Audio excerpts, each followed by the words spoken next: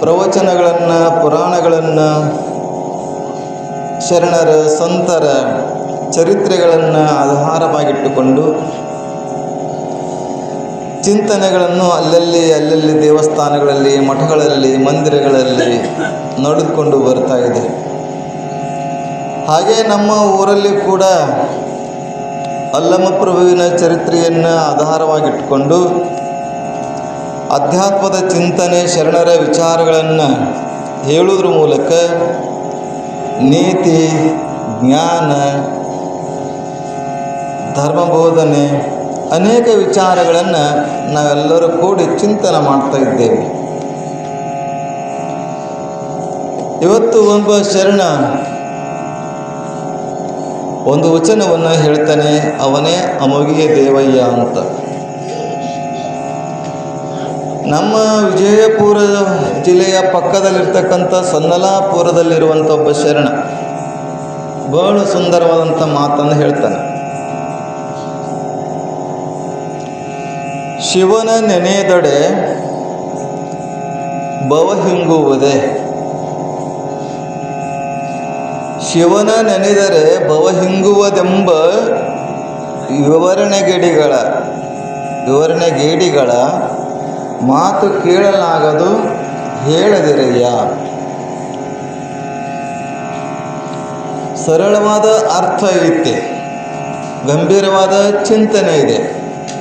4-5 ಸಾಲಿನಲ್ಲಿ ಇಡೀ ಒಂದು ಪುಸ್ತಕದಲ್ಲಿ ಹೇಳುವಂಥ, ಒಟ್ಟು ಜೀವನದಲ್ಲಿ ಹೇಳುವಂಥ ವಿಚಾರವನ್ನು ಒಂದೊಂದೇ ಸಾಲಿನಲ್ಲಿ ಹೇಳುವಂಥದ್ದೇ ಸ್ತೋತ್ರ ಶ್ಲೋಕ ರೂಪವಾಗಿ ವ್ಯಕ್ತವಾಗಿದೆ.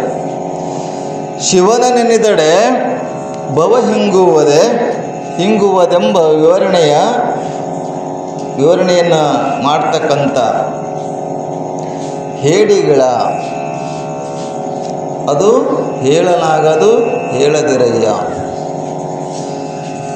ಒಂದು ಏನಿದೆ ತಂದರೆ, ಶಿವನ ಸ್ಮರಣೆ ಮಾಡಿದರೆ ಭವ ಬಿಟ್ಟು ಹೋಗ್ತದೇನೋ ಅಂತ ಒಂದು ಪ್ರಶ್ನೆ ಎಲ್ಲರೂ ಹೇಳ್ತಾರೆ.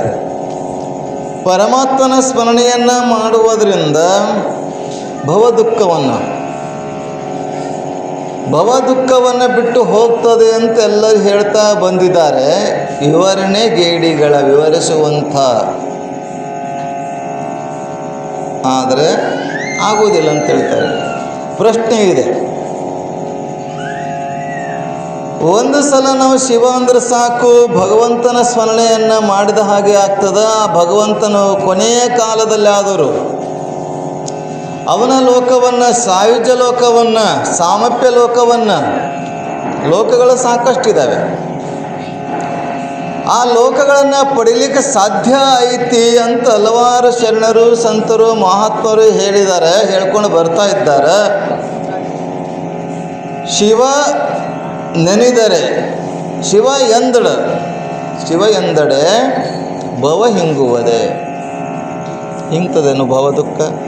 ಸುಖ ಸಿಗಬಹುದು, ಅದು ಆಯಾರು ಸ್ವಲ್ಪ ಇದು ಮಾಡ್ರಿ ಅವ್ರ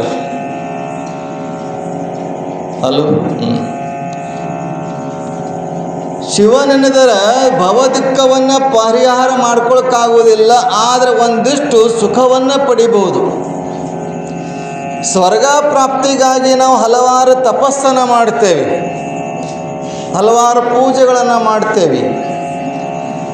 ಆದರೆ ಪೂಜೆಯ ಮಾಡುವುದರಿಂದಾಗಲಿ, ಅರ್ಚನೆ ಮಾಡುವುದರಿಂದಾಗಲಿ, ಹೋಮ ಹವನ ಮಾಡುವುದರಿಂದಾಗಲಿ ಭವ ಬಿಡ್ತದೇನೋ, ಭವ ದುಃಖವನ್ನು ಬಿಡ್ತದೇನೋ ಅಂತ ಕೇಳಿದರೆ ಬಿಡುವುದಿಲ್ಲ. ಸುಖ ಸಿಗ್ತದೆ, ಸ್ವರ್ಗವನ್ನು ಪಡಿಬೋದು.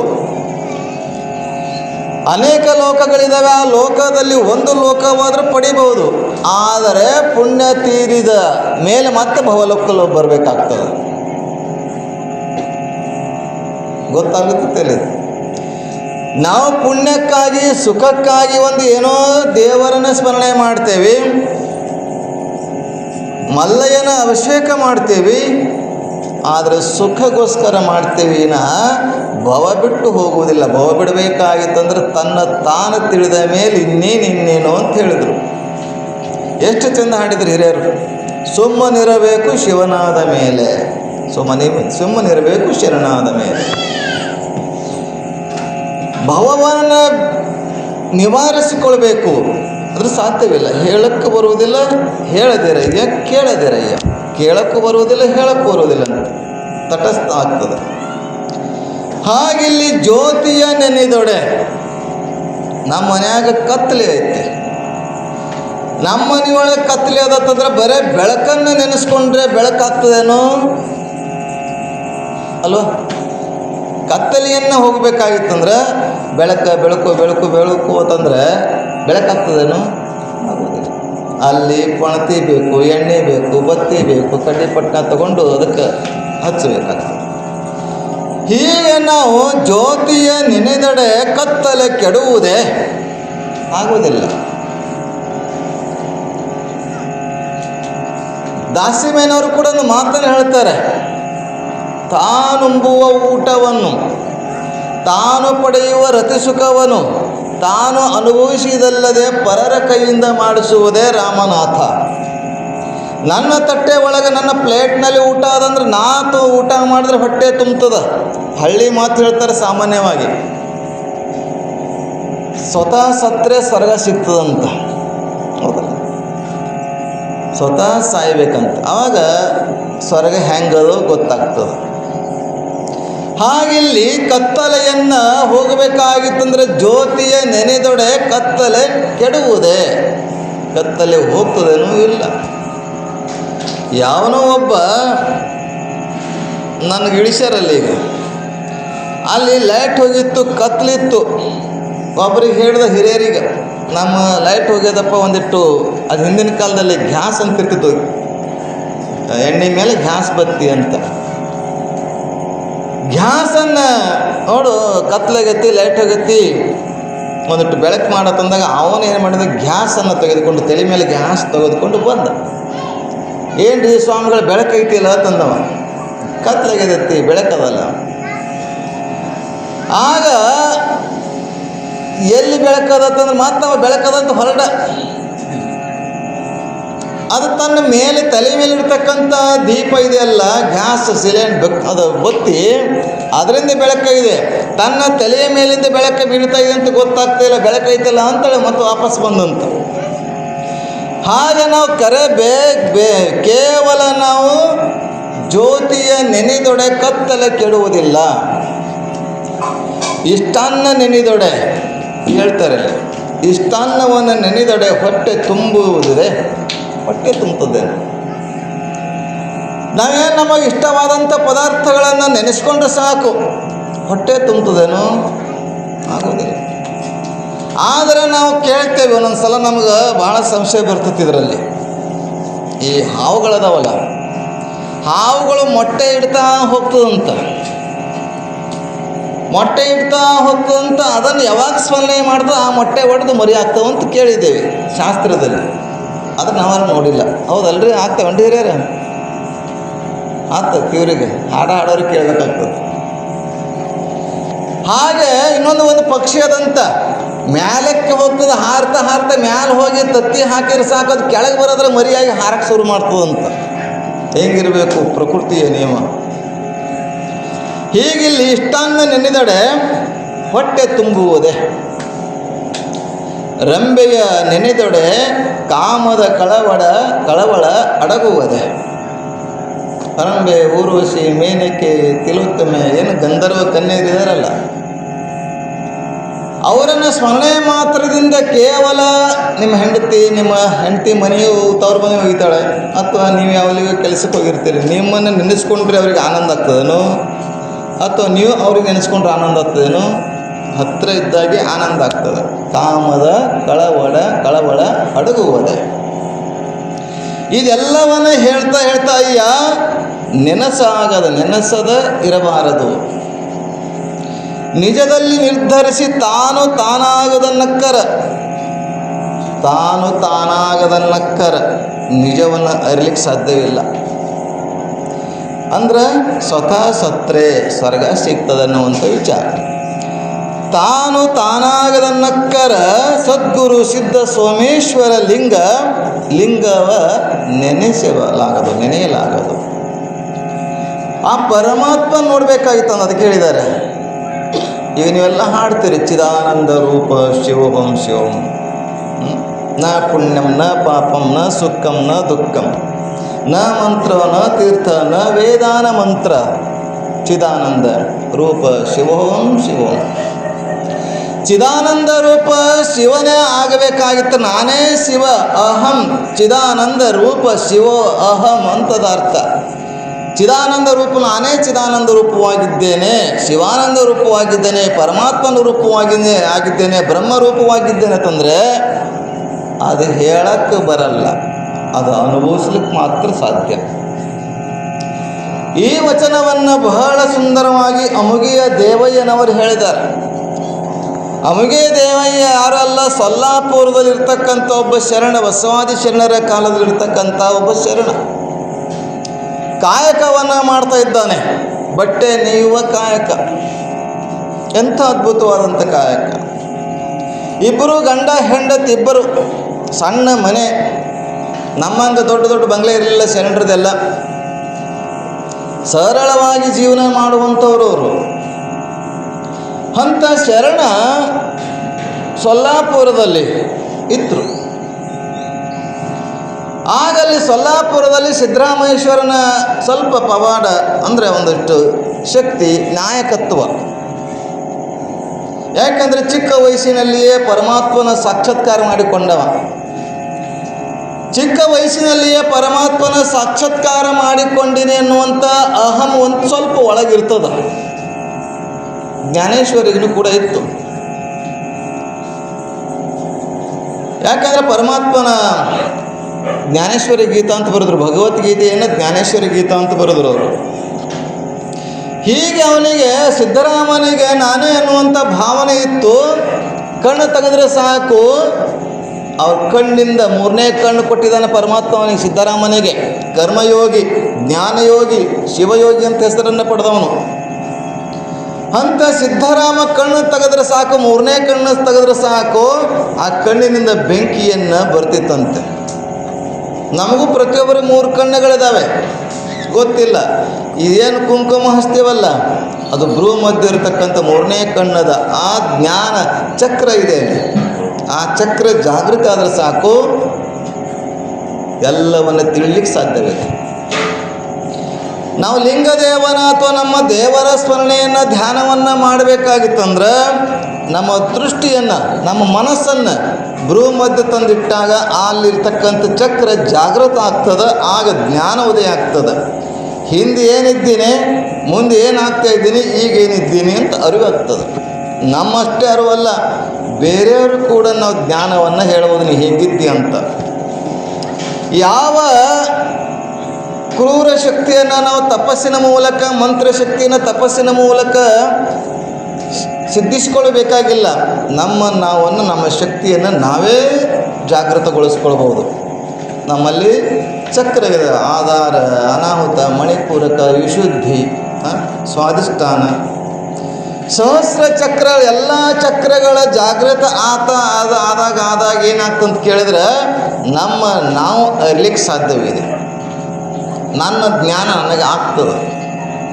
ಆದರೆ ಏನು ಮಾಡ್ತಿದ್ವಿ ಅಂದ್ರೆ ನಾವು ಅದಕ್ಕೆ ನಮಗೆ ನೆಟ್ಟಗೆ ಕುತ್ಕೋಬೇಕು. ಪೂಜೆ ಮಾಡುವಾಗ, ಧ್ಯಾನ ಮಾಡುವಾಗ ನೆಟ್ಟಗೆ ಯಾಕೆ ಕುತ್ಕೊಳ್ಬೇಕಾದ್ರೆ ಈ ಎಲ್ಲ ಚಕ್ರಗಳು ಒಂದೇ ಗೆರೆಯ ಒಳಗಿರಬೇಕು.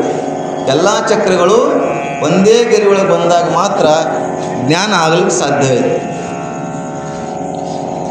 ಹೀಗಿಲ್ಲಿ ಆ ಸಿದ್ದರಾಮ ಕ್ಷೇತ್ರದಲ್ಲಿರ್ತಕ್ಕಂಥ ಅಮುಗಿ ದೇವಯ್ಯ, ಗಂಡ ಹೆಂಡತಿ, ಸಣ್ಣ ಮನೆ. ಯಾಕಂದ್ರೆ ಶರಣರದೆಲ್ಲ ಸಣ್ಣ ಮನೆಗಳನ್ನೇ. ನಮ್ಮಂಗ ಅವರು ನಾಳಿಗಾಗಿ ಚಿಂತೆ ಮಾಡುವಂಥವ್ರಲ್ಲ ಅವರು. ಇವತ್ತೇನದ, ಇವತ್ತೇ ದುಡಿಬೇಕು, ಇವತ್ತೇ ದಾಸೋಹ ಮಾಡಬೇಕು, ಇವತ್ತೇ ಊಟ ಮಾಡಬೇಕು, ಇವತ್ತೇ ಅನುಭವ ಹಂಚ್ಕೊಳ್ಬೇಕು. ನಾಳೆ ಏನಾಗ್ತದೆ ಯಾರಿಗೆ ಗೊತ್ತು. ನಾವು ಬೆಳಗ್ಗೆ ರಾತ್ರಿ ಮಲಗಿರ್ತೇವೆ, ಬೆಳಗ್ಗೆ ಹೇಳ್ತೇವೆ ಇಲ್ಲ ಅನ್ನುವಂಥ ಏನು ಗ್ಯಾರಂಟಿ ಆಯಿತಾ? ನಿಮಗೆಲ್ಲ ಗ್ಯಾರಂಟಿ, ನೀವು ಗ್ಯಾರಂಟಿ ಆಯ್ತಂತ ಎಲ್ಲ ಗಳಿಸಾಗತ್ತೀರಿ. ನನಗರೆ ಗ್ಯಾರಂಟಿ ಇಲ್ಲ. ಈಗ ಬಂದೀನಿ ನಿಮ್ಮ ಊರಿಗೆ, ವಾಪಸ್ ಹೋಗ್ತೀನಿ ಇಲ್ಲವಂತ ಗ್ಯಾರಂಟಿ ನನಗೇನು, ಬರೋದ ಬಂದೀನಿ ಅಷ್ಟೇ. ಹೀಗಿಲ್ಲಿ ಇದು ಒಳಗೆ ಹೋಗೈತಿ, ಅದು ಪ್ರವಚನ ಕೇಳಕ್ಕೆ ಬಂದೈತಿ. ಅಮಗಿ ದೇವಯ್ಯನ ಸಣ್ಣ ಮನೆ ಶರಣ ದಂಪತಿಗಳು ಗಂಡ ಹೆಂಡತಿ ಅಷ್ಟೆ. ಇಂದಿಗಂತೂ ನಾಳೆಗಂತೂ ಚಿಂತಿಸಲೇಕೆ, ತಂದಿಕ್ಕುವ ಶಿವಂಗೆ ಬಡತನ ಉಂಟೆ ಅಂತೇವಿ. ಹುಟ್ಟಿಸಿದವನು ಹುಲ್ಲು ಮೇಯಿಸ್ತಾನೇನೋ ಅಂತೇವಿ, ಆದರೆ ಮಾತ್ರ ಗಳಿಸೋದು ಮಾತ್ರ ಬಿಡುವುದಿಲ್ಲ. ಬಡತನಕ್ಕೆ ಉಂಬುವ ಚಿಂತೆ, ಉಂಡ್ರ ಇಡುವ ಚಿಂತೆ, ಹಿಡಿದಾದ್ರೆ ಹೆಂಡರ ಚಿಂತೆ, ಹೆಂಡರಾದ್ರೆ ಮಕ್ಕಳ ಚಿಂತೆ. ಇವೆಲ್ಲವನ್ನ ಅದ್ರಿಗೋಸ್ಕರ ಜೀವನವನ್ನು ಮಾಡ್ತಾ ಮಾಡ್ತಾ ಮಾಡ್ತಾ ಕೊನೆಗೆ ಒಂದು ದಿವಸ ಹೋಗಿಬಿಡ್ತೇವೆ. ಆದರೆ ಭಗವಂತನ ಚಿಂತೆ ಇಲ್ಲವೇ ಇಲ್ಲ ಅಂತ ಹೇಳ್ತಾನೆ ಅಂಬಿಗರ ಚೌಡಿ. ಅಮಗಿ ದೇವಯ್ಯನ ಕುಟುಂಬಕ್ಕೆ ಅಲ್ಲಿರುವುದರಿಂದ ಸಿದ್ಧರಾಮ ಒಂದು ಸಲ ಮಲ್ಲಯ್ಯನ ಪರ್ವ, ಶ್ರೀಶೈಲ ಮಲ್ಲಯ್ಯನ ಭಕ್ತವನು, ಮಲ್ಲಯ್ಯನ ಪ್ರತ್ಯಕ್ಷ ಮಾಡಿಕೊಂಡವನು. ಮಲ್ಲಯ್ಯನ ಪ್ರತ್ಯಕ್ಷ ಮಾಡಿಕೊಂಡು ಅದೇ ಅಹಂನಲ್ಲಿರ್ತಕ್ಕಂಥ ಸಿದ್ಧರಾಮ ಏನು ಮಾಡ್ತಾನೆ, ಪರ್ವ ಇದೆ, ಮಲ್ಲಯ್ಯನ ಪರ್ವ ಮಾಡಬೇಕು, ಮಲ್ಲಯ್ಯನ ಜಾತ್ರೆ ಮಾಡಬೇಕು, ಮಲ್ಲಯ್ಯನ ಉತ್ಸವ ಮಾಡಬೇಕು ಅಂತ 108 ಲಿಂಗವನ್ನು ಎಲ್ಲ ಕಡೆ ಸ್ಥಾಪನೆ ಮಾಡಿದ್ದಾನೆ. ಇಡೀ ಸೊಲ್ಲಾಪುರದಲ್ಲಿ 108 ಲಿಂಗ.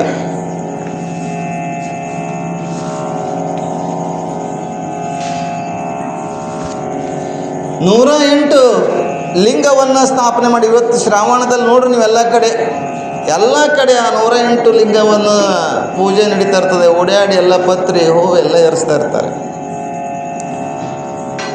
ಸಿದ್ಧರಾಮ ಅಂತಲೇ ಪರ್ವ ಮಾಡೋದಿದೆ. ಆ ಪರ್ವಕ್ಕೆ ಸೇವೆಗೆ ಏನು ಮಾಡಿ ಅಂತಂದರೆ ಎಲ್ಲರಿಗೂ ಕೆಲಸಗಳನ್ನು ಕೊಡ್ತಾರೆ ಊರಲ್ಲಿ.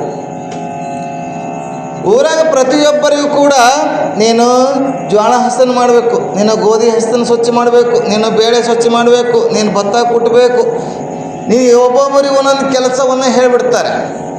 ಆದರೆ ಅಮಗಿ ದೇವ ಅಂತಾನೆ ಯಾರು ಕೆಲಸ ಕೇಳ್ತಾ ಇದ್ದಾರೆ, ಯಾರು ಕೆಲಸ ಮಾಡಬೇಕು ಅಂತ ಅಮಗಿ ದೇವ. ಅವನು ಸಿದ್ಧರಾಮನ ಶಿಷ್ಯರ ಬಂದಿದ್ದಾರೆ ಹೇಳಕ್ಕೆ, ಈಗ ಪರ್ವ ಇದೆ, ಮಲ್ಲಯ್ಯನ ಪರ್ವ ಇದೆ, ಜಾತ್ರೆ ಇದೆ, ನೀವು ಈ ಕೆಲಸ ಮಾಡಬೇಕಂದಾಗ ನಾ ಮಾಡೋದಿಲ್ಲ ಅಂತಾನೆ ಅಮಗಿ ದೇವಯ್ಯ. ಇದು ಸಿಟ್ಟು ಬರ್ತದೆ. ಅಂದರೆ ಮಾಲಕನಕ್ಕಿಂತ ಆಳಿಗೆ ಜಾಸ್ತಿ ಸಿಟ್ಟಂತೆ. ಸಿದ್ಧರಾಮ ಹೇಳಿದ್ದಾರೆ ಅಂತಂದ್ರೆ ನನ್ನ ಗುರುಗಳು ಹೇಳಿದ್ದಾರೆ ನೀನು ಇಂಥ ಕೆಲಸ ಮಾಡ್ಬೇಕಂದ್ರೆ ನಾ ಕೆಲಸ ಮಾಡೋದಿಲ್ಲ ಅಂತಾನೆ. ಸೇವಕರು ಹೋಗಿ ಹೇಳ್ತಾರೆ ಸಿದ್ಧರಾಮನಿಗೆ,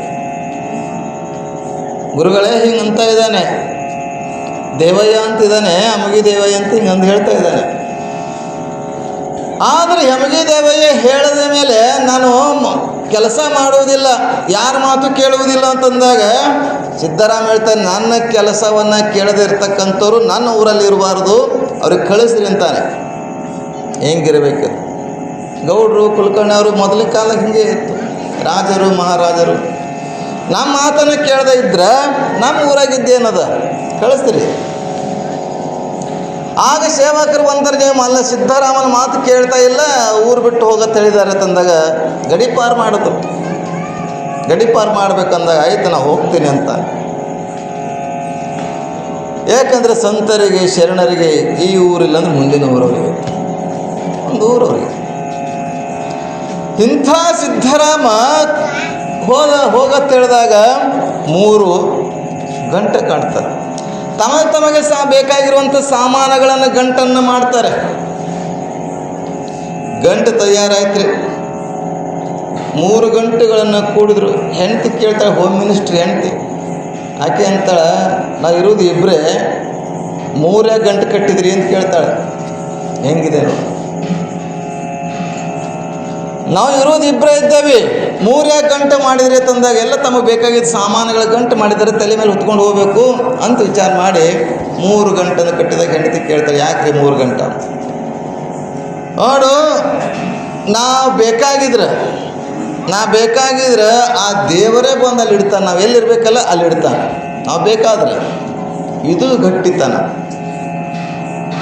ಈ ಗಟ್ಟಿತನ ಎಲ್ಲಿ ತನಕ ಬರಲ್ವೋ ಅಲ್ಲಿ ತನಕ ನಾವು ದೇವರ ಮಕ್ಕಳಾಗೋದಿಲ್ಲ, ದೇವರ ಶಿಷ್ಯರಾಗೋದಿಲ್ಲ, ದೇವರ ಹತ್ತಿರ ಬರುವುದಿಲ್ಲ, ನಾವು ಆಗೋದಿಲ್ಲ. ನಮಗಿದೆ ಹೇಳ್ತಾನೆ, ನಾವು ಬೇಕಾಗಿದ್ರೆ ತಾನೇ ತಂದಿಡ್ತಾನೆ. ಅಂದರೆ ತಾನು ನಂಬಿರುವಂಥ ದೇವರ ಮೇಲೆ ವಿಶ್ವಾಸ ಇರಬೇಕು. ಆರಾಧನೆ ಮಾಡ್ತೇವಲ್ಲ, ಮಲ್ಲಯ್ಯನ ಮೇಲೆ ಆರಾಧನೆ ಮಾಡ್ತೇವೆ, ವೀರಭದ್ರನ ಆರಾಧನೆ ಮಾಡ್ತೇವೆ, ರೇಣುಕಾಚಾರ್ಯನ ಆರಾಧನೆ ಮಾಡ್ತೇವೆ, ಗಣೇಶನಿಗೆ ಇವತ್ತು ಗಣೇಶ ಬರ್ತಾನೆ, ಗಣೇಶನ ಆರಾಧನೆ ಮಾಡ್ತೇವೆ. ಆ ದೇವರ ಮೇಲೆ ನಂಬಿಕೆ ಮುಖ್ಯವಾಗಬೇಕು. ನಮಗೆ ನಂಬಿಕೆ ಇಲ್ಲ, ನಂಬಿಕೆ ಕೆಟ್ಟವರಿಲ್ಲವ ಅಂತ ಆಡಿದ್ರು ಇರಬೇಕು. ನಾವು ಬೇಕಾಗಿದ್ರೆ ತಾನೇ ತರ್ತಾನೆ. ಬಿಟ್ಟರು ಒಂದು ಗಂಟೆ ಅಲ್ಲೇ ಬಿಟ್ಟು ಹೆಂಡ್ತಿಗೆ ಒಂದು ಒಂದು ಇಟ್ಕೊಂಡು ಕಲ್ಯಾಣಕ್ಕೆ ಶುರು ಮಾಡಿದ್ರು ಹೋಗಾಕ. ಬ್ಯಾಡನ ಮೇಲೆ ಎಲ್ಲಿ ಹಾಕಿರೋದು? ಹೋಗೋದು ಒಳ್ಳೆಯದು. ಬ್ಯಾಡಂದ್ರ ಜೊತೆ ಜಗಳ ತೆಗೆದಕ್ಕಿಂತಲೂ ಹೋಗೋದು ಒಳ್ಳೆಯದು ಅಂತ. ಹೀಗೆ ಹೋದರು ಸೊಲ್ಲಾಪುರದಿಂದ ಬಸವ ಕಲ್ಯಾಣಕ್ಕೆ, ಕಲ್ಯಾಣದತ್ತ ದಾರಿ ಹಿಡಿದ್ರು. ಕಲ್ಯಾಣಕ್ಕೆ ಹೋಗುವ ಪೂರ್ವದಲ್ಲಿ ಒಂದು ಅಲ್ಲಿ ಊರು ಶಿವಪುರ ಅಂತ ಊರಿದೆ, ಶಿವಪುರ ಅಂತ. ಆ ಶಿವಪುರಕ್ಕೆ ಕತ್ತಲಾಯಿತು. ಹೋಗ್ಬೇಕತ್ತರ ಅಲ್ಲಿ ಇವ್ರಿಗಿಂತ ಮೊದಲೇ ಅದು ಗಂಟಿತ್ತಂತೆ. ಇವ್ರಿಗಿಂತ ಇವ್ರು ಹೋಗೋದ್ರಾಗೆ ಅಲ್ಲಿ ಗಂಟಲ್ಲೇ ಇತ್ತಂತೆ. ಆಗ ನೋಡು ಹೆಂಡ್ತಿಗೆ ಆಶ್ಚರ್ಯ ಆಗ್ತದೆ. ನೋಡ್ರಿ ಇದೇನು ಆಶ್ಚರ್ಯ, ಗಂಟು ನಮ್ಗಿಂತ ಮೊದಲೇ ಬಂದೈತಲ್ಲ. ಮತ್ತು ನಾವು ಬೇಕಂತ ದೇವ್ರು ತಂದು ಇಡ್ತಾನೆ, ನಾವು ಬೇಕಾಗ್ಯದಂತ ದೇವ್ರು ತಂದು ಇಡ್ತಾನೆ ಅಂದಾಗ ಇಲ್ಲಿ ಇವರು ಹೋದ. ಅಮಗಿದೇವ ಈ ಕಡೆ ಬಂದ ಮುಂದೆ. ಆಮೇಲೆ ಸಿದ್ದರಾಮ ಲಿಂಗದೇವನ ಮಲ್ಲಯ್ಯನ ಪೂಜೆ ಮಾಡಬೇಕಲ್ಲ. ಆ ಮಲ್ಲಯ್ಯ ಇದು ಮಾಡ್ಕೊತ ನೆರಳ್ತಾ ಕೂತಿದ್ದಂತಪ್ಪ. ಯಪ್ಪ ತಲೆನೋವು ಅನ್ಕೋತ ಕೂತಿದ್ದಂತ ಮಲ್ಲಯ್ಯ. ಹೆಂಗಿದೆ ನೋಡ್ರಿ. ನವಖಂಡ ಪೃಥ್ವಿಯೊಳಗೆ ಎರಡಾಳಿನ ಭಾಷೆಯದು ಹೇಳಿದ್ರು ಬಸವಣ್ಣವರು. ಕೊಲ್ಲುವೆನೆಂಬ ಭಾಷೆ ದೇವನದ, ಆದರೆ ಗೆಲ್ಲುವೆನೆಂಬ ಭಾಷೆ ಭಕ್ತನದು. ಭಕ್ತಿಯನ್ನುವ ಕೋರಗಲನೆ ಹಿಡಿದು ಸದ್ಭಕ್ತರು ಗೆದ್ದರು ನೋಡ. ನಾನು ನೋಡ್ತೀನಿ, ಪರೀಕ್ಷೆ ಮಾಡ್ತೀನಿ ಅಂತ ದೇವರು ಸೋಲಿಸ್ಬೇಕಂತಾನೆ. ಆದರೆ ದಿಟ್ಟತನದಿಂದ, ಧೈರ್ಯದಿಂದ ಭಕ್ತಿ ಎನ್ನುವಂತಹ ಖಡ್ಗವನ್ನು ಹಿಡಿದು ಸದ್ಭಕ್ತರು ಗೆದ್ದರು ನೋಡ ಅಂತ ಹೇಳ್ತಾನೆ. ಇಲ್ಲಿ ಮಲ್ಲಯ್ಯ ಅಭಿಷೇಕ ಮಾಡಬೇಕು, ನೆರಳುವಂಥ ಶಬ್ದ ಬರ್ತಾಯಿತ್ತು ಲಿಂಗದೊಳಗಿಂದ. ಎಪ್ಪ ತಲೆನೋವು ಅಂತೇಳಿ ಸಿದ್ದರಾಮನಿಗೆ ಆಶ್ಚರ್ಯ. ಎಂದೂ ಮಾತಾಡ್ದ, ಎಂದೂ ಏನೋ ಅನ್ನದೇ ಇರ್ತಕ್ಕಂಥ ಲಿಂಗದೇವ ಇವತ್ತ್ಯಾಕೆ ನೆರಳಗತ್ತನಲ್ಲ, ತಲೆನೋವು ಅಂತಂತಾನೆ. ಯಾಕಂತ ಕೇಳಿದಾಗ ಸಿದ್ದರಾಮ ಕೇಳ್ತಾನೆ, ಯಾಕೆ ಲಿಂಗದೇವ, ಯಾಕೆ ಮಲ್ಲಯ್ಯ ಅಂತ ಕೇಳಿದಾಗ, ಏನಪ್ಪ ನೀ ಊರು ಬಿಟ್ಟು ಕಳಿಸಿಯಲ್ಲ, ಊರು ಬಿಟ್ಟು ಕಳಿಸಿಯಲ್ಲ ನೀನು. ಅಮಗಿ ದೇವಯ್ಯ ಅವ ನನ್ನ ಮೇಲೆ ಒಂದು ಗಂಟು ಹೊರಸೋಗಿದ್ದ, ನನ್ನ ತಲೆ ಮೇಲೆ ಒಂದು ಗಂಟು ಭಾರ ಹೊರಸೋಗಿದ್ದ. ಅದು ಹೊರ್ಕೊಂಡು ಹೊತ್ತು ತಲೆನೋವಾಗೈತಿ, ಅದಕ್ಕೆ ತಲೆ ಬ್ಯಾನ್ ಶುರು ಆಗೈತಿ ಅಂತ. ನಾವು ಹೆಂಗಿರಬೇಕು? ದೇವ್ರ ಮೇಲೆ ಭಾರ ಹಾಕಿದ್ರೆ ಸಾಕು, ಅವನೇ ಕಾಪಾಡ್ತಾನೆ. ನಂಬದೆ ನಚ್ಚದೆ ಬರಿದೆ ಕರೆವರ ಅಂಬಲ ನಲ್ಲ ನಮ್ಮ ಹೇಳ್ತಾರೆ. ನಂಬದೆ ನೆಚ್ಚದೆ ಕೊಂಬ ಮೆಟ್ಟಿ ಕೂಗೆಂದ ನಾವು ಅಂತ ಇವತ್ತು ಮ್ಯಾಲ ಎತ್ತರಿಗೆ ನಿಂತು ಅಲ್ಲ ಭಗವಂತ ನೀನೇ ತಂದ್ರೆ ಕೇಳ್ತಾನೆ. ಕೂಗು ಕೇಳುವುದಿಲ್ಲ, ಒಳಗಿನ ಕೂಗು ಬರಬೇಕು, ಹೊರಗಿನ ಕೂಗಲ್ಲದು, ಒಳಗಿಂದ ಕೂಗಿರ್ಬೇಕು. ನಮ್ಮದು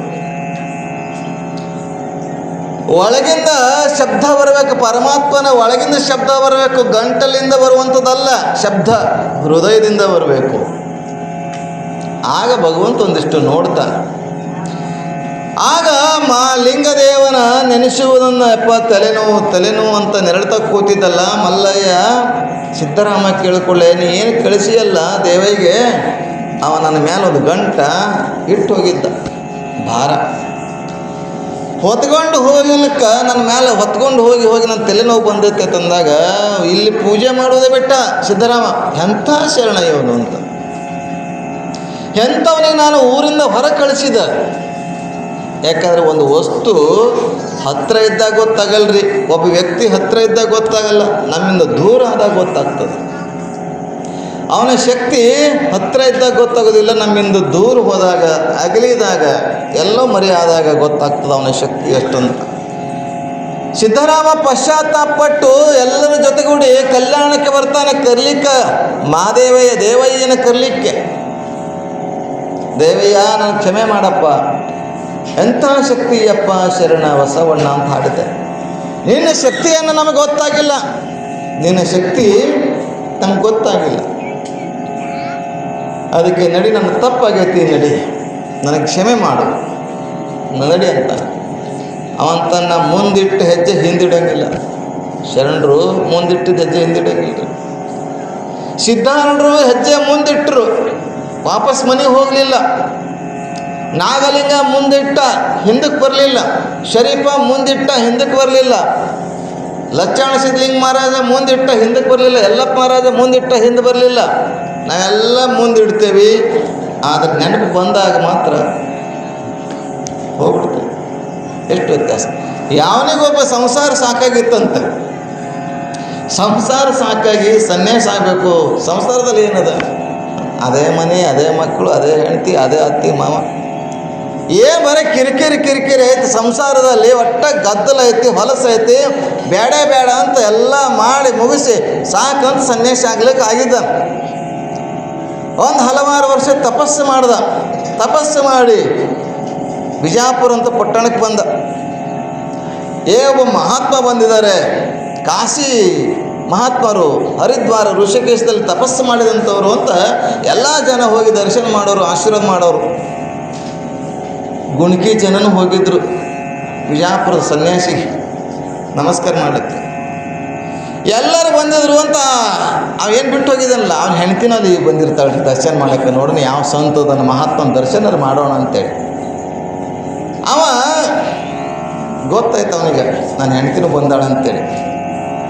ಹೆಂಡ್ತಿನ ನಮಸ್ಕಾರ ಮಾಡಬೇಕಾದ್ರೆ ಏನಂತಾನ, ಏನೇ ಆರಾಮಿದ್ದಿ, ಮಕ್ಕಳೆಲ್ಲ ಆರಾಮಿದ್ದಾರೆ ಅಂತ ಕೇಳ್ತಾನ. ಅಂದರೆ ಇನ್ನೂ ಅವನು ಹೆಜ್ಜೆ ಮುಂದಿಟ್ಟಿಲ್ಲ, ಅವನ ಹೆಜ್ಜೆ ಹಿಂದೆ ಅದಾವಂತ. ಹಾಗೆ ಇಲ್ಲಿ ವಿಚಾರ ಮಾಡಿ ಎಲ್ಲರ ಅವಂತಾನೆ, ನಮಗೆ ದೇವಯ್ಯ ಮುಂದೆ ಇಟ್ಟು ಹೆಜ್ಜೆ ಹಿಂದಿಡುವುದಿಲ್ಲ, ಬರುವುದಿಲ್ಲ, ಹೋಗುವಂತಾನ. ಎಂಥ ದಿಟ್ಟತನ ಅವರಲ್ಲಿ. ಆಗ ಒಂದು ಪ್ರಶ್ನೆ ಕೇಳ್ತಾನೆ. ಪ್ರಶ್ನೆ, ನೀ ಯಾಕೆ ನನ್ನ ಮಾತು ಕೇಳಿಲ್ಲ? ನಿನಗೆ ಸೇವೆ ಹೇಳಿದ್ದೆ, ಯಾಕೆ ಮಾತು ಕೇಳಿಲ್ಲ? ಅವಂತಾನೆ, ನಾ ಭವಿಗಳ ಮಾತು ಕೇಳುವುದಿಲ್ಲ ಅಂತ. ನೀನು ಲಿಂಗ ಇಲ್ಲದ ಭವಿ, ನೀನು ಗುರುವಿಲ್ಲದವನು. ಸುಮಾರ ಭಾಳ ಸುಮಾರ ಅಂತ ಹಾಡ್ತಾರೆ. ಅತ್ತೆ ಮಾತು ಕೇಳದ ಸೊಸೆ ಸುಮಾರ, ಗುರುವಿನ ಮಾತು ಕೇಳದ ಶಿಷ್ಯ ಸುಮಾರ. ನೀವೆಲ್ಲ ಮತ್ತು ನೀವೆಲ್ಲ ಅತ್ತೆ ಎಲ್ಲ ಮುಗಿದು ಹೋಗೈತಿಂದ. ಹಾಗೆ ನೀನು ಭವಿ, ಗುರು ಇಲ್ಲದಂಥ ಶಿಷ್ಯ, ಭಕ್ತ. ನೀನು ಭಕ್ತ ಆಗಿಲ್ಲ, ಇನ್ನೂ ಭವಿ ಇದ್ದೆ. ದೇವರನ್ನ ಕಂಡಿರಬಹುದು, ಪರಮಾತ್ಮನಿಂದ ಮೂರನೇ ಕಣ್ಣು ಪಡೆದಿರಬಹುದು, ನಿನ್ನ ಕಣ್ಣಿನಿಂದ ಬೆಂಕಿಯನ್ನೇ ಹೊರಗೆ ಬರ್ಬೋದು, ಆದರೆ ನೀನು ಲಿಂಗಧಾರಿ ಅಲ್ಲ. ಲಿಂಗಧಾರಿ ಇಲ್ಲದವರನ್ನ ಮಾತು ಕೇಳುವುದಿಲ್ಲ. ಅಂತನ ಸಿದ್ದರಾಮ, ನಿನಕ್ಕಿಂತ ದೊಡ್ಡ ಶರಣರು ಯಾರಿದ್ದಾರೆ, ನೀನೇ ಕೊಡುವಲ್ಲಂತಾನೆ, ನೀನೇ ದೀಕ್ಷೆ ಕೊಡುವಂತಾನೆ. ನಾನು ಕೊಡಂಗಿಲ್ಲ, ಅದನ್ನು ಲಿಂಗ ಕೊಡಬೇಕಾದ್ರೆ ನೀ ಕೇಳ್ದಾಗ ಕೊಡೋಕೇನದು ಸಂತಿ ವಸ್ತು ಅದನ್ನದು, ಕೇಳಿದ ತಕ್ಷಣ ಕೊಡುವಂಥದ್ದಲ್ಲದು. ಪರೀಕ್ಷೆ ಮಾಡಬೇಕಾಗ್ತದೆ, ಪರೀಕ್ಷೆ ಮಾಡಬೇಕು, ಸೇವಾದಿಗಳು ನೋಡಬೇಕಾಗ್ತದೆ. ಸುಮ್ಮನೆ ಬಂದಾಗ ದೀಕ್ಷೆ ಕೊಟ್ಟರೆ ತಂದ್ರೆ ಕೊಡ್ತಾರೆ, ನ್ಯಾರಾದರು ಆಗೋದಿಲ್ಲ. ನಿನ್ನ ದೀಕ್ಷೆ ಕೊಡುವಂತೂ ನಾನಲ್ಲ, ಮುಂದೆ ನೀ ಇಲ್ಲಿ ಕಲ್ಯಾಣಕ್ಕೆ ಬರುವಂಥ ಸಂದರ್ಭ ಬರ್ತದ ಅಂತ ಅಮುಗಿ ದೇವಯ್ಯ ಹೇಳ್ತಾರೆ. ಎಷ್ಟು ಕರೆದರೂ ಬರಲಿಲ್ಲ, ಎಷ್ಟು ಹೇಳಿದರೂ ಬರಲಿಲ್ಲ. ಮತ್ತೆ ಅವ ಬಂದು ಮಲ್ಲಯ್ಯನ ಸೇವೆ ಮಾಡಿ ತನ್ನ ಜೀವನ ಮಾಡ್ತಾ ಇರ್ತಾನೆ. ಇದು ಸಿದ್ಧರಾಮ. ಇಂಥ ಅಮುಗೈ ದೇವಯ್ಯ ಲಿಂಗದೇವನ ಮೇಲೆ ನಿಷ್ಠೆ, ಲಿಂಗದೇವನ ಮೇಲೆ ಭಕ್ತಿ, ಲಿಂಗದೇವನಲ್ಲದ ಮತ್ತಾರು ನೆನೆಯುವಂಥವರಲ್ಲವರು. ಅಂಥ ಅಮುಗೆ ದೇವಿಯ ಗಂಡ ಹೆಂಡತಿ ದೇವರ ಮೇಲೆ ಭಾರ ಹೊತ್ತಿದ್ದರೂ ಆ ಭಾರವನ್ನು ಇಳಿಸುವಂಥ ಕೆಲಸವನ್ನು ಪರಮಾತ್ಮ ಮಾಡಿದ್ದಾನಂತೆ. ಅಂಥ ಶರಣರು. ಹಾಗೆ ನಮ್ಮ ಭಾರವನ್ನು ನಾವು ಮಲ್ಲಯ್ಯನ ಮೇಲೆ ಇಟ್ಟಿದ್ದೇ ಆದರೆ ಖಂಡಿತ ನಮ್ಮ ಭಾರವನ್ನು ಇಳಿಸ್ತಾನೆ. ಆದರೆ ನಾವು ಭಾರ ಇಡಕ್ಕೆ ಹೋಗ್ತಾ ಇಲ್ಲ. ಇಟ್ರೆ ಏನಾಗ್ತದೋ ತೆಗೆದ್ರೆ ಏನಾಗ್ತದೋ, ಇಟ್ರೆ ಏನಾಗ್ತದೋ ತೆಗೆದ್ರೆ ಏನಾಗ್ತದೋ. ನಮ್ಮ ಮನಸ್ಸು ಹೊಯ್ದಾಡಗತ್ತೈತಿ. ಮನಸ್ಸು ಹೊಯ್ದಾಡ್ತಾ ಇರೋದ್ರಿಂದ ನಮಗೇನು ಸುಧಾರಿಸೋದಿಲ್ಲ. ಹಾಗೆಲ್ಲಿ ಅಲ್ಲಮ ಪ್ರಭುವು ಕೂಡ ತನ್ನ ಗುರಿ, ತನ್ನ ಜೀವನದ ಗುರಿ ಮನದಲ್ಲಿಟ್ಕೊಂಡಿದ್ದಾನೆ. ಈ ಲೋಕವನ್ನು ಕಲ್ಯಾಣ ಮಾಡಬೇಕು, ಈ ಲೋಕದ ಜನತೆಗೆ ಧರ್ಮ ಬೋಧನೆ ಮಾಡಬೇಕು, ಈ ಲೋಕದ ಜನರು ಎಲ್ಲ ಸಂತರು, ಮಹಾತ್ಮರು, ಶಿವಭಕ್ತರಾಗಬೇಕು. ಶಿವಭಕ್ತರಾಗಬೇಕು, ಲಿಂಗದೇವನ ಪೂಜೆಯನ್ನು ಮಾಡಬೇಕು. ಇವತ್ತು ವೀರಶೈವ ಲಿಂಗಾಯತ ಧರ್ಮವನ್ನು ನಶಿಸಿ ಹೋಗ್ತಾ ಇದೆ. ಯಾರ ಕೊಳ್ಳಲ್ಲಿ ಲಿಂಗನೇ ಇಲ್ಲ. ಲಿಂಗಾಯತರು ಅಂತ ಹೆಮ್ಮೆಯಿಂದ ಹೇಳ್ತೇವೆ, ಎದಿ ತಟ್ಟು ಹೇಳ್ತೇವೆ, ಎದಿ ಮೇಲೆ ಲಿಂಗ ಇಲ್ಲ. ಅಂಥ ಪರಿಸ್ಥಿತಿ ಬಂದದು. ಲಿಂಗ ಕಟ್ಕೊಳ್ಳುವುದರ ಮೂಲಕ ಲಿಂಗದೇವನ ಉಪಾಸನೆ ಮಾಡ್ತಾ ಮಾಡ್ತಾ, ಲಿಂಗದೇವನ ಪೂಜೆ ಮಾಡ್ತಾ, ಲಿಂಗದಲ್ಲಿ ಸಾಮರಸ್ಯವನ್ನು ಹೊಂದಿ ಅಂಗವೇ ಲಿಂಗ, ಲಿಂಗವೇ ಅಂಗ ಆಗುವಂಥದ್ದನ್ನು ಕ್ರಿಯೆಯನ್ನು ತಿಳಿಸಲಿಕ್ಕೆ ಬಂದಂಥ ಅಲ್ಲಮ ಪ್ರಭುಗಳು. ಅವರಷ್ಟೇ ಅಲ್ಲ, ಈ ಜಗತ್ತಿನಲ್ಲಿ ಎಷ್ಟು ಮಹಾತ್ಮರು ಹುಟ್ಟಿದಾರೋ ಅವರೆಲ್ಲ ಧರ್ಮ ಬೋಧನೆಗಾಗಿ ಬಂದಿದ್ದಾರೆ. ಇಂತಹ ಅಲ್ಲಮ ಪ್ರಭು ಬಹಳ ಸುಂದರವಾದಂಥ ಒಂದು ಮಾತನ್ನು ಹೇಳ್ತಾನೆ. ಅಜ್ಞಾನಿಯಾದವಂಗೆ ಅರಿವು ತಾನೆಲ್ಲಿಯದೋ. ಅಜ್ಞಾನಿಯಾದವನಿಗೆ ಅರಿವು ತಾನೆಲ್ಲಿಯದೋ. ಅಜ್ಞಾನಿಗಳ ಜೊತೆಗೆ ನಾವು ಸರಸ ಆಡುವುದಕ್ಕಿಂತ ಸುಜ್ಞಾನಿಗಳ ಜೊತೆಗೆ ಸರಸ ಆಡುವುದು ಚಂದ ಅಂತ ಹೇಳಿದ್ದಾರೆ. ಕೆಸರಲ್ಲಿ ಕಲ್ಲು ಹೊಡೆಯೋದಕ್ಕಿಂತ ಗಂಧದ ಒಳಗೆ ಮೈ ತುಂಬ ಕೆಸರಾಗೈತಿ, ಆ ಕೆಸರವ್ರ ಜೊತೆಗೆ ನಾವು ಜಗಳ ಆಡೋದಕ್ಕಿಂತ ಯಾರಾದರೂ ಗಂಧ ಮಾರೋರು, ಗಂಧ ಲೇಪನೆ ಮಾಡ್ಕೊಂಡವ್ರ ಜೊತೆಗೆ ಜಗಳ ಆಡಬೇಕಂತ. ಅಂದ್ರೆ ಗಂಧದ್ರ ವಾಸನೆ ಬರ್ತೈತಿ, ಸಂಸ್ಕಾರ. ಹಾಗೆ ಅಜ್ಞಾನಿಗಳಿಗೆ ಏನದ ಅರಿವು ಇಲ್ಲದ, ಅರಿವು ತಾನಲ್ಲಿಯದು. ಸುಜ್ಞಾನಿಯಾದವಂಗೆ ಮರುಹು ತಾನಲ್ಲಿಯದು. ಸುಜ್ಞಾನಿ ಆಗಬೇಕು. ಅಜ್ಞಾನಿ ಸುಜ್ಞಾನಿ ಎರಡೇ ಜಗತ್ತಿನಲ್ಲಿ, ಭವಿ ಭಕ್ತ, ಜ್ಞಾನ ಅಜ್ಞಾನ. ಹೀಗಲಿ ಸುಜ್ಞಾನಿಯಾದವಂಗೆ ಮರುಹು ಎಲ್ಲಿಯದು. ಒಂದು ಸಲ ಸುಜ್ಞಾನಿಗೆ ಲೈಟ್ ಹಚ್ಚಿದ ಕೂಡಲೇ, ಬಟನ್ ಹೊಡೆದ ಕೂಡಲೇ ಲೈಟ್ ಹತ್ತದ, ಬಲ್ಬ್ ಅಂಟ್ತದ, ಬೆಳಕಾಗ್ತದೆ. ಬೆಳಕಾದ್ಮೇಲೆ ಕತ್ತಲಿಗೆ ಜಾಗನೇ ಇಲ್ಲ. ಹಾಗೆ ಬೆಳಕು ಹತ್ತಬೇಕಾಗಿತ್ತಂದರೆ ಎಲ್ಲಿಂದ ಬೋರ್ಡ್ ಒಳಗಿಂದ ವಯರ್ ತಗೊಂಡು ಬಂದು ಅಲ್ಲಿ ಒಂದು ಸ್ವಿಚ್ ಬಟನ್ ಹಾಕಿ ಅದು ಆಫ್ ಆನ್ ಮಾಡುವಂಥ ಒಂದು ಬಟನ್ ಹಾಕಿ ಅದರ ವಯರ್ ಮೂಲಕ ಒಂದು ಬಲ್ಪನ್ನು ಹಾಕಿ ಬಟನ್ ಹೊಡಿಬೇಕು. ಅಷ್ಟಾದ್ರೆ ಅರಿವು ಬೇಕಲ್ಲ. ಬೋರ್ಡ್ ಮಾಡಬೇಕು, ಒಂದು ವಯರ್ ಎಳಿಬೇಕು, ಅದರಲ್ಲಿ ವಯರ್ದಲ್ಲಿ ತಂತಿಯಲ್ಲಿ ವಿದ್ಯುತ್ ಸಂಚಾರ ಆಗ್ತದೆ ಇದರಂತ ಗೊತ್ತು ಮಾಡ್ಕೊಳ್ಬೇಕು. ಆಗ ಒಂದು ಬಟನ್ ಹೊಡೆದ್ರೆ ಲೈಟ್ ಹತ್ತದ, ಪ್ರಕಾಶ ಉಂಟಾಗ್ತದೆ. ಹಾಗೆ ನಮ್ಮಲ್ಲಿ ಪ್ರಕಾಶ ಸುಜ್ಞಾನವನ್ನು ಬರಬೇಕಾಗಿತ್ತಂದ್ರೆ, ಅರಿವು ಜಾಗೃತ ಆಗಬೇಕಾಗಿತ್ತಂದ್ರೆ ಇದೆಲ್ಲ ಸಾಧನೆಗಳು, ಸತ್ಸಂಗ ಸಾಧನೆ, ಪೂಜೆಯ ಸಾಧನೆ, ಧ್ಯಾನದ ಸಾಧನೆ, ಜ್ಞಾನದ ಸಾಧನೆ, ಈ ಎಲ್ಲ ಸಾಧನೆ ಮೂಲಕ ವಯರ್, ಲೈಟ್, ಬಲ್ಬ, ಹೋಲ್ಡರು ಎಲ್ಲ ಹೆಂಗೆ ಬೇಕು ಸಲಕರಣೆಗಳು ಬೇಕಾಗ್ತಾವೋ ಹಾಗೆಲ್ಲ ಸಲಕರಣೆಗಳಿದ್ದಾಗ ಬೆಳಕು ಹತ್ತದ, ಅರಿವಿನ ಬೆಳಕು ಹತ್ತದ. ಅಂಥ ಸುಜ್ಞಾನಿಯಾದವಂಗೆ ಮರುಹು ಎಲ್ಲಿಯದು. ತಾನು ಅರಿದೆನೆಂಬಾತ ಇದಿರ ಕೇಳಲುಂಟೆ. ಅರಿದೀನಿ, ತಿಳಿದೀನಿ, ಬ್ರಹ್ಮ ಇದ್ದೀನಿ ಅಂತ ಹೇಳಿದ್ರೆ ಸಾಕು. ನಾ ದೇವನಿದ್ದೇನೆ ಅಂತ ಹೇಳಿದ್ರೆ ತೋರ್ಸಕ್ಕೆ ಬರ್ತದೇನು? ಬರುವುದಿಲ್ಲ. ಹೇಳ್ಬೋದಷ್ಟೇ, ನೋಡು ನಿನ್ನ ಬಿಟ್ಟು ದೇವರಿಲ್ಲ, ಮಣ್ಣು ದೇವರು ದೇವರಲ್ಲ, ಕಲ್ಲು ದೇವರು ದೇವರಲ್ಲ. ಬಸವಣ್ಣ ಹೇಳಿದ್ದಾರೆ, ತನ್ನ ತಾನಾರಂದು ತಾನೇ ಅರಿದೊಡೆ ತಾನೇ ದೇವ ನೋಡ ಪ್ರಮಾಣ ಕೂಡಲ ಸಂಗಮ ದೇವ. ನೀನೇ ದೇವಪ್ಪ ಅಂತ ಹೇಳಕ್ಕೆ ಸಾಧ್ಯವಿದೆ. ಆ ಅರಿವು, ಆ ಜ್ಞಾನ ಇಟ್ಟು ಹೇಳೋಕ್ಕಾಗ್ತದೇನೂ ಇಲ್ಲ. ಇದಿರಿಟ್ಟು ಹೇಳಬೇಕಾಗಿತ್ತಂದ್ರೆ ಒಂದು ವಸ್ತು ಆಗಬೇಕಾಗ್ತದೆ. ಶರೀರವನ್ನು ಇಟ್ಟು ಹೇಳ್ಬೋದು, ಇದು ಕೈ, ಇದು ಬೆರಳು, ಅಂತ ಹೇಳ್ಬೋದು. ಇದು ಮನುಷ್ಯ, ಈ ವ್ಯಕ್ತಿ ಅಂತ ಹೇಳ್ಬೋದು. ಆದರೆ ಪರಮಾತ್ಮ ಶರೀರ ರಹಿತವಾಗಿದ್ದ. ಅಂಥ ಪರಮಾತ್ಮನ ನಾ ಅರಿದೆನೆಂಬಾತ ಎದುರು ಹೇಳಲುಂಟೆ, ಭ್ರಾಂತಿಯ ಭ್ರಮೆಯೊಳಗೆ ಬಳಲುತ್ತಿರುವಲು. ಜಗತ್ತ ಭ್ರಾಂತಿಯಲ್ಲಿದೆ. ಸುಮ್ಮನೆ ನಾ ದೇವ್ರ ಕಂಡೀನಿ ಬರ್ತಾವಲ್ಲ ಮೈಯಾಗ ದೆವ್ವ, ಭ್ರಾಂತಿಯ ಜಗತ್ತಿದು. ಭ್ರಾಂತಿಯ ಜಗತ್ತೊಳಗೆ ನಾ ಬ್ರಹ್ಮ ಇದ್ದೀನಿ. ಯಾವನೋ ಒಬ್ಬ ಬಂದಿದಂತ ನಿಮಗೆಲ್ಲ ಗೊತ್ತಿದೆ. ನಾಗಲಿಂಗನ ಚರಿತ್ರೆ ಹೇಳ್ತೀನಿ ನಿಮಗೆ, ಎಷ್ಟು ಸುಂದರ. ಎಂಥ ಬ್ರಹ್ಮಸ್ಥಿತಿ ಅಂತಂದ್ರೆ ಹಂಗಿರಬೇಕು. ನಾಗಲಿಂಗ ನವಲಗುಂದಕ್ಕೆ ಬಂದಿದ್ದ, ರಾಯಚೂರು ಜಿಲ್ಲೆಯವರು. ರಾಯಚೂರು ಜಿಲ್ಲೆಯನ್ನು ಸಂಚಾರ ಮಾಡ್ತಾ ಬಂದು ಕೊನೆಗೆ ಇಲ್ಲಿ ಉಳಿದ ಭೀಮವ್ವ ಸೇವಕಿ, ಸಮಗಾರ ಭೀಮವ್ವ ಸೇವಕಿ. ಅತ್ಯಂತ ಭಾಳ ಪ್ರೀತಿ ಸೇವಕಿ ಭೀಮವ್ವ ಅಂದ್ರೆ ಭಾಳ ಪ್ರೀತಿ. ಅವ್ವ ಅಂತ ಕರಿತಿದ್ದ, ಒಂದೊಂದ್ಸಲ ಯವ್ವ ಅಂತ ಕರಿತಿದ್ದ, ಒಂದೊಂದ್ಸಲ ಭೀಮಿ ಅಂತ ಕರಿತಿದ್ದ. ಯಾರಾದರೂ ಜಗಳಕ್ಕೆ ಬಂದ್ರೆ, ಯಾರಾದರೂ ಸಿಟ್ಟು ಮಾಡಿದ್ರೆ ನಿನ್ನ ಬಾಯಾಗ ಸಮಗಾರ ಭೀಮವ್ವಂದು ಅಂತಿದ್ದಷ್ಟೇ, ಏನಂತಿದ್ದು ಗೊತ್ತಿಲ್ಲ.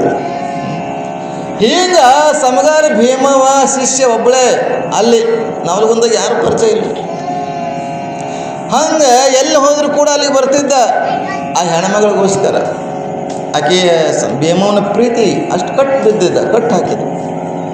ಮಗ ಆಕೆ ಅವ್ವ, ತಾಯಿ ಮಗನ ಪ್ರೀತಿ ಅಲ್ಲಿ. ಒಂದ್ಸಲ ಹೀಗೆ ಹೋಗ್ಬೇಕಾದ್ರೆ ಕಂಬಾರರ ಓಣಿ ಒಳಗೆ ಹಿಂಗೆ ಭಿಕ್ಷೆ ಮಾಡ್ಕೊತ ಬರ್ತಿದ್ದ. ಅಲ್ಲಿ ಕಂಬಾರ ಒಬ್ಬ ವ್ಯಕ್ತಿ ಕಬ್ಬಿಣ ಕಾಸಿ ಅದನ್ನು ನೀರಿನ ರೀತಿಯಾಗಿ ಇಟ್ಟಿದ್ದ. ಇವರು ಭವತಿ ಭಿಕ್ಷಾ ಅಂದ್ರೆ ಅಂತಂದರು. ಭವತಿ ಭಿಕ್ಷಾ ಅಂತ ಪಾತ್ರೆಯಲ್ಲಿ ಆ ಕಬ್ಬಿಣ ಸೀಸ ಕಾಸಿದ ನೀರನ್ನು ಹಾಕ್ತಾರೆ. ಹಾಕಿದ ಕೂಡಲೇ ಇದೇ ಮಹಾಪ್ರಸಾದ ಅಂತೇಳಿ ಸ್ವೀಕರಿಸ್ತಾರೆ. ಅದು ಕುದಿಯುವಂಥ ಕಬ್ಬಿಣದ ಸೀಸದ ನೀರು ತಿಳಿಯಾಗಿರುವಂಥದ್ದು ಪಾತ್ರೆಯಲ್ಲಿ ಹಾಕಿದರೆ ಕುಡಿದು ಬಿಡ್ತಾರೆ. ಆಶ್ಚರ್ಯ ಆಗ್ತದೆ, ಏನಾಯ್ತದೋ ಏನೋ ಅಂತ ಅವನಿಗೆ. ಆದರೆ ನಗ್ತಾ ಅಂತಾರೆ ನಾಗಲಿಂಗ, ಯಾಕೆ ಗಾಬರಿ ಆಗ್ತೋ ಹಿಡಿ ಅಂತೇಳಿ ಕೆಳಗಿಂದ ಕಬ್ಬಿಣದ ಸಲಾಕೆ ತೆಗೆದುಕೊಡ್ತಾರಂತೆ. ಕಬ್ಬಿಣದ ಸಲಾಕೆ ತೆಗೆದು ಸೀಸವನ್ನು ನೀರು ಕುಡಿದು ಕೆಳಗಿಂದ ಗುದದ್ವಾರದಿಂದ ಆಧಾರ ಚಕ್ರದಿಂದ ಕಬ್ಬಿಣದ ಸಲಾಕೆ ತೆಗೆದುಕೊಡ್ತಾರೆ. ತಗೋ ನಿನ್ನ ಕಬ್ಬಿಣ ಅಂತೇಳಿ. ತಪ್ಪಾಯ್ತು ಅಂತ ಕ್ಷಮೆ ಕೇಳ್ತಾನೆ. ಅದು ಬ್ರಹ್ಮಸ್ಥಿತಿ.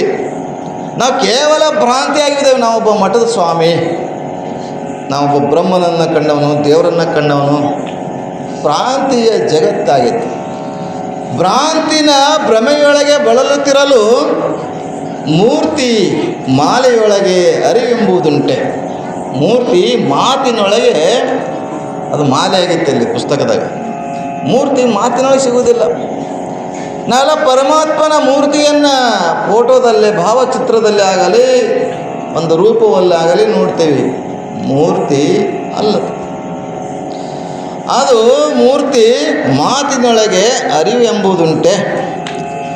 ಸೂತಕವ ಹಿಂಗದೆ ಸಂದೇಹವನ ಅಳಿಯದೆ ಮುಂದಣ ಸೂಕ್ಷ್ಮವ ಕಾಂಬ ಪರ್ಯಂತು ಜ್ಯೋತಿಯ ಬಸಿರೊಳಗೆ ಜನಿಸಿದ ಕಾಂತಿಯುತ ಪ್ರಭೆಯು ಬೆಳಗು ಗುಹೇಶ್ವರ ನಿಮ್ಮ ಶರಣರ ತಂದರೆ ಹ್ಯಾಂಗೆ ಬೆಂಕಿಯ ಕೆಂಡದಿಂದ, ಒಂದು ಬೆಂಕಿಯ ಕೆಂಡ ಇದೆ.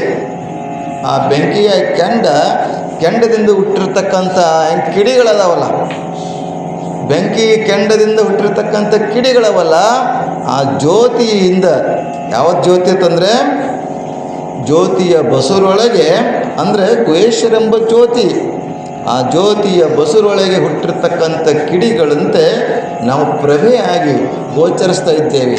ಅದು ಯಾರು ಅಂತಂದರೆ ಶರಣ ಅಂತ ಕರೆದರು. ಶರಣ ಅಂತಂದ್ರೆ ನಾವೆಲ್ಲ ಜ್ಯೋತಿಯಿಂದ ಹುಟ್ಟಿರಬಹುದು, ಬೆಂಕಿಯಿಂದ ಹುಟ್ಟಿರಬಹುದು, ಆದರೆ ಆ ಜ್ಯೋತಿಯ ಗುಣಗಳು ನಮ್ಮಲ್ಲಿ ಬರಬೇಕಾಗ್ತದೆ. ಜ್ಯೋತಿಯ ಗುಣ ಅಂದರೆ ಬೆಳಗುವುದು, ಜ್ಯೋತಿಯ ಗುಣ ಅಂದರೆ ಮುಟ್ಟಿದ್ರೆ ಸುಡುವಂಥದ್ದು, ಜ್ಯೋತಿಯ ಗುಣ ಅಂದರೆ ಪ್ರಕಾಶಮಾನವಾಗಿರುವಂಥದ್ದು, ಜ್ಯೋತಿಯ ಗುಣ ಅಂತಂದರೆ ಎಲ್ಲರನ್ನು ಕರೆದುಕೊಳ್ಳುವಂಥದ್ದು. ಆದರೆ ಯಾರನ್ನು ನಾವು ಕರೆದುಕೊಳ್ಳುವುದಿಲ್ಲ. ಇವತ್ತು ಸೂರ್ಯ ಇದ್ದಾನೆ, ಎಲ್ಲರ ಮನೆಯೊಳಗೆ ಒಂದೇ ಥರ ಪ್ರಕಾಶ ಕೊಡ್ತಾನೆ. ಶ್ರೀಮಂತರು ಇರಲಿ, ಬಡವರಿರಲಿ, ಹೆಣ್ಣಿರಲಿ, ಗಂಡಿರಲಿ, ಹೊಲಸಿರಲಿ, ಕೆಟ್ಟದಿರಲಿ, ಒಳ್ಳೆಯದಿರಲಿ, ಎಲ್ಲರ ಮೇಲೆ ಸಮವಾಗಿ ಪ್ರಕಾಶ ಕೊಡ್ತಾನೆ.